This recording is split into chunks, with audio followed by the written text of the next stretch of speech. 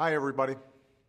Last week, without much fanfare, members of the House of Representatives banged a gavel, turned out the lights, and rushed home, declaring their work finished for now. If that frustrates you, it should, because their work isn't finished. See, when they skipped town, members of Congress left a whole bunch of proposals sitting on the table, actions that would create jobs, boost our economy, and strengthen middle-class security. These ideas have been around for months. The American people want to see them passed. But apparently, some members of Congress are more worried about their jobs and their paychecks this campaign season than they are about yours. Right now, if Congress had done the right thing, we would be on our way to having a Veterans Jobs Corps that helps returning heroes find work as cops and firefighters in communities all across the country. These men and women have made incredible sacrifices for our country. They shouldn't have to worry about finding a job when they get home. But last week, Republicans in Congress voted it down, and then they left.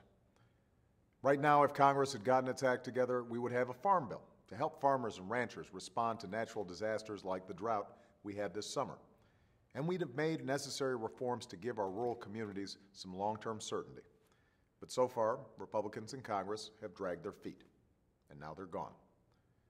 Right now, if Congress had acted, thousands of responsible homeowners could be saving an extra $3,000 a year on their mortgages by refinancing at historically low rates.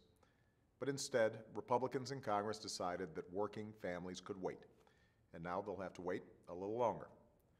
And finally, if Congress had listened to you, they would have given 98% of Americans and 97% of small business owners a guarantee that your taxes won't go up next year by a single dime. This is something we all agree on. It should have gotten done a long time ago. But Republicans in Congress have refused to budge. They're holding tax cuts for 98% of Americans hostage until we pass tax cuts for the wealthiest 2% of Americans. And now middle-class families and small business owners are left wondering what their tax bill will look like next year. All of these ideas would strengthen our economy and help the middle class right now. All of them are supported by Democrats, Republicans, and independents. There's no reason to wait. That's why, after going home and listening to their constituents for a few weeks, members of Congress should come back in November and do this work.